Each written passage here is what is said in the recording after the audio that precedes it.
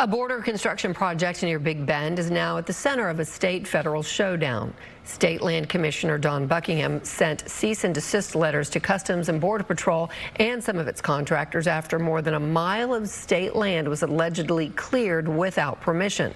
Fox 4's Casey Stiegel in studio with more on the dispute. Casey. Heather, good evening. Buckingham says this is not a fight over border security, but control of Texas land, while a growing chorus of residents near Big Bend say the environmental stakes are just as serious.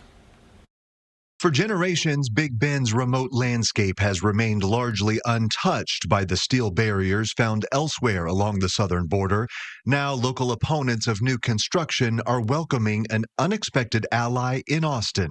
We've been working on this smaller level to just keep them in line, and we're really excited to see an elected official step up and say, no, we won't let this happen. The Texas General Land Office says a federally hired contractor cleared vegetation and altered the terrain without written approval on a swath of state-owned property in Presidio County to make way for construction of a new border wall. In response, this week, Land Commissioner Dawn Buckingham sent strongly worded cease-and-desist letters to CBP, the company leasing the property, and the subcontractor. The letters warn the GLO reserves the right to pursue legal action over the alleged damage.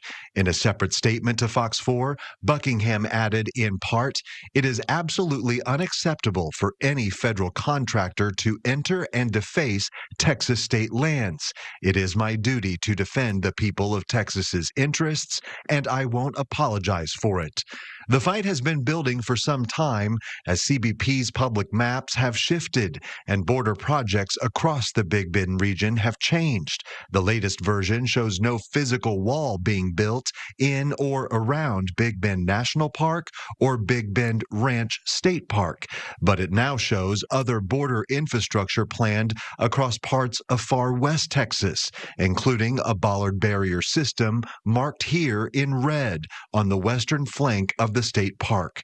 For Alvarado, who is part of the No Big Bend Wall Coalition, the changing plans have only deepened concerns about what could ultimately be built and the negative environmental impacts it could bring. It's very simple for us to see what would happen if we had any type of infrastructure along the river. And, the most alarming, biggest threat is flooding. What's more, opponents question whether it's really needed. The region has consistently seen far less migrant traffic than other parts of the Texas border. At the height of the most recent border crisis, the Del Rio sector, hundreds of miles from Big Bend, recorded nearly 481,000 migrant encounters, while Big Bend recorded fewer than 32,000.